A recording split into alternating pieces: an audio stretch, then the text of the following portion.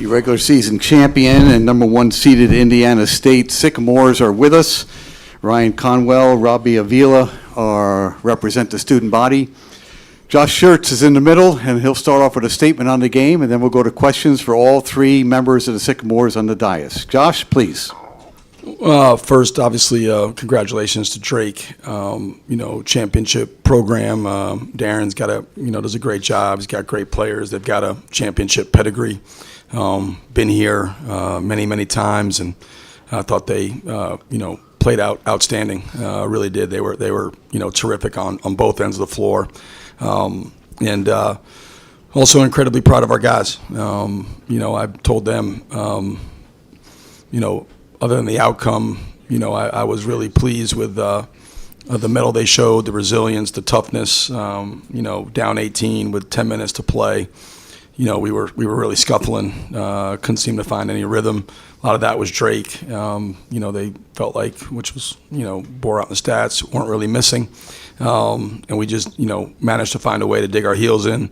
I think took the lead with, obviously at 73-72, then again at 76-74. I think we, there was maybe 2.5 minutes to play or something like that. We had the lead, and, they just, DeVries made a remarkably hard shot to tie it.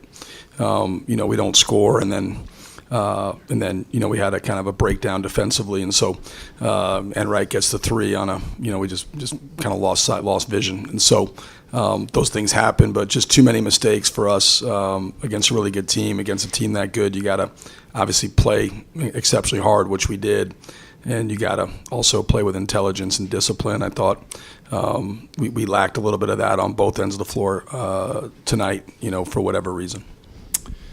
All right, we're going to start there. This will be number two. Then we're going to work up the aisle here for the rest. Go, please. Coach, you talked about it. You seemed a little animated with the guys a couple times, especially on the defensive end. Drake was hitting shots, but were you not happy with the defensive execution or what you guys were doing defensively, especially in that first half? Yeah, I thought we were playing hard all game. We were, we just weren't playing with any intelligence. We had so many mental breakdowns. Schematically, what are we doing? And we missed switches we're supposed to make. We missed coverages. We had got beat at the point of attack. We had some breakdowns in transition. You're not going to play perfect. That's not possible. But we always talk about, there's this imaginary line you got to hit, and the higher the competition level, the higher the line. This was a high line tonight, too high to make as many mental mistakes as we did. Like I said, there was nothing from an effort standpoint, nothing from a competitiveness standpoint. It was simply just mental errors. I don't know if it was, I don't know. I don't attribute to, being the championship game or whatever, but that wasn't, we'd been a lot more sound this year than we were today. And again, Drake had to make those shots, 11 of 18 from three. I think they shot, 85% from the free throw line, but 11 of 18 from three is pretty hard. And I thought we, with 10 minutes to go, we found a really good rhythm defensively. And, we go from, I think we're down 18 at that point to, taking the lead and having a chance there. And the one, just like apropos down the stretch, the DeVries shot, we did a great job. That's great defense. Tip your cap. And the next play, we just have a mental error, and Enright gets a wide open three. And so, it's you can't make that many mistakes against a team that good on that end of the floor. 80 points is plenty to win. We had to be cleaner and much more sound defensively. Coach, obviously you guys have to wait now a week to find out your NCAA tournament fate. If the selection committee was in the room right now, what would your pitch be to them about why you guys should be in the NCAA tournament? 28 wins, outright regular season champions of the 9th-ranked, league in the country. Played every one of our quad one games away from home. Only lost 3 games all year. We were at full strength. Didn't have Robbie for Alabama. Didn't have Kent. Got hurt early against Illinois State and missed Southern Illinois. Think this is the 9th best league in America. We were the outright regular season champions. Won 17 games. Won 28 games. I think we've proven this tournament. We're good enough to be in the NCAA tournament. And I know everybody. It's to me, and I know things are getting skewed towards, basically just kind of like, the Power Fives and the Autonomous Six or whatever, but that's the romanticism of the tournament, right? Has been, the mid-majors and the high majors competing, and that's what March Madness is not, one Power Five upsetting another Power Five, and March Madness has always been, in basketball, the underdogs having a chance to make a run, the mid-majors, it doesn't exist in football, it's just not wired that way, but in basketball, that's what makes the NCAA tournament special, is that opportunity. And we've, our resume, I think we're 26 in the net coming in today. I think we'll be a top 30 net team, walking out of here somewhere around 28, I bet. All our metrics line up. It'd be a shame to do that and then, put in somebody who's, 18 and 15, playing. And like I said, if we were playing in a lower level league, I get it, but we're in the ninth league ninth ranked league in the country. Right here.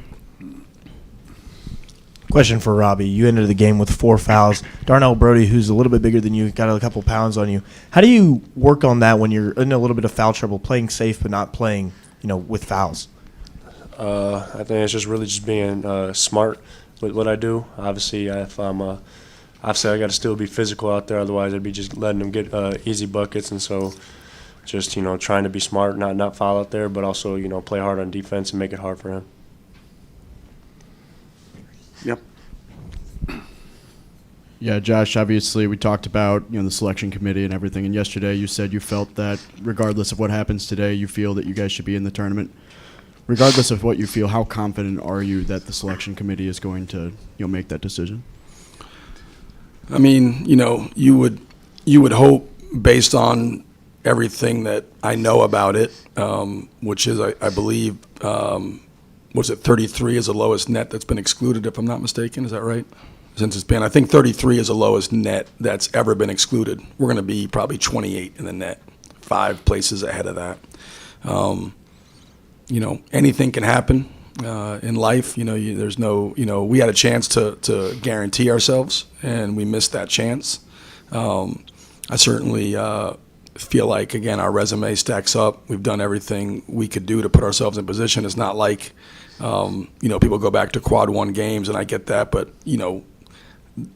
we're never going to get those neutral or home. You're going to get those on the road. In our league, we're a quad 1 game for Drake. So when we beat, Drake beat us there, we were quad 1, and then when we beat Drake at home, they were quad 2.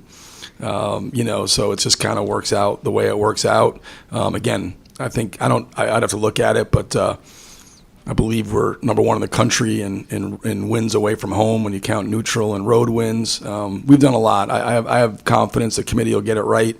But again, we had a chance to 100%, get it done, and we didn't. So we turned over to their hands. But I feel confident we'll be playing, probably in Dayton. But I feel like we'll be playing. And Isaiah really got hot there in the second half. Can you just talk about what kind of changed from him for looking at the first half and then in the second half, and how did you guys, kind of take advantage of his hot streak there? Yeah, he was terrific. He turned the game for us offensively. His shot making in that stretch was electric, and he's capable of doing that. He's one of those guys. He's he's the ultimate ignitable guy. He obviously, his numbers are really good, but he's just ignitable when he gets going.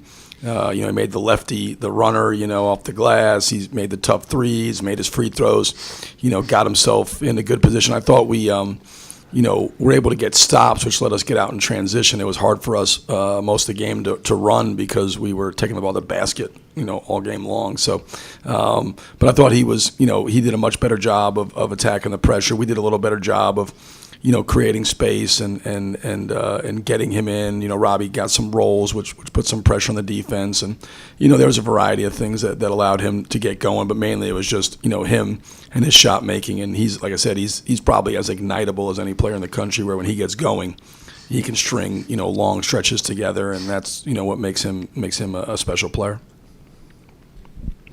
For Ryan, just as someone who was on the court for that 18-point comeback, what did it kind of take out of you guys to get back in it, to lead that kind of a run? And I guess how much of a statement can that be maybe to the committee to, put this team in that they can be dangerous in March? first and foremost, I want to say all glory to God. I think it just shows our fight and our toughness and just how together we are, despite, the ups and downs throughout the game. We never gave up and we kept pushing and stayed together. So I think it just shows, how together we are. This is for Robbie and Ryan. Can you guys speak to how physically demanding the tournament is, playing 3 games in 3 days, and particularly with Ryan playing the entire game today? Ryan, you go first there. Yeah, obviously, it can be, take a toll on your body, but, I feel like we're built for it. I feel like, the preparation we do and, how our practices are, prepare us for, games like this. So, and I feel like, just the will to win, despite, all the pain and the bumps and bruises, you want to win. So, you do whatever it takes. Yeah, kind of just to hit on what Ryan said, just the mentality of just getting this in the next one. Really, obviously 3 games in 3 days. It's kind of tough, but just the want to kind of play the next day. Because a lot of teams go home, and so just having that mentality of that you're having the opportunity to play another day of basketball, kind of just really gets us going. And we really do a good job, like you said, preparing our bodies for this, and so we were just kind of built for it. Coach, I wanted to ask you a quick question, and I'll have Coach DeVries ask him the same question about you. But what impresses you about Coach DeVries as a coach in this conference and his abilities? Oh, I think, they just, I think he does a great job with his guys. They play with great physicality, great toughness. They're incredibly sound. They never beat themselves. They don't turn the ball over. They don't take bad shots. He puts guys in, play to their strengths. They're incredibly physical defensively. So I think there's no coincidence that, they've, played for this championship 4 years in a row. That's incredibly hard to do. And there's a variety of players, people will, talk about obviously how good Tucker is, and that's deserved, but they were very good before Tucker got here. And so, he does a great job. You gotta, to beat Drake, you gotta beat Drake. They're not gonna beat themselves. And, and his teams, they do what they do. They do it at an extraordinarily high level, and they have a great ability, when in the moments of truth at the end of games to make plays. Tucker made the huge one yesterday, made a huge one today. We had a mistake late. Enright made the 3. When they have a play to make, they seems like they always make it. And so he's done a great job there, built a great program. I'm incredibly impressed with everything he's done. This is for Robbie and Ryan. You guys have had an incredible season. You rejuvenized ISU basketball. The city of Terre Haute has completely backed this team. You haven't had many bumps in the road. You could see when that horn went off, just the devastation in you guys. Just how hard is this moment, knowing for the storybook year you've had, you're not have the ending that you wanted here? Robbie, you start off this time, please.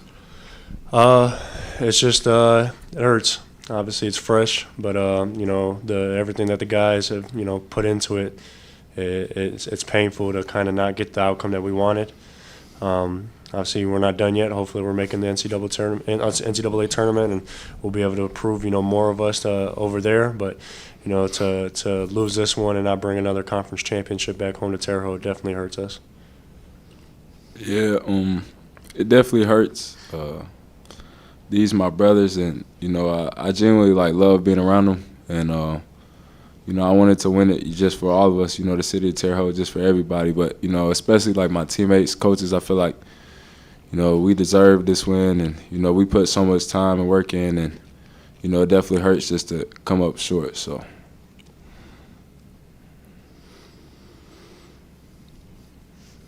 Anything else for the Sycamores of Indiana State? All right, gentlemen, thank you very much. Best of luck in the NCAA tournament. We'll be watching. Thanks, guys.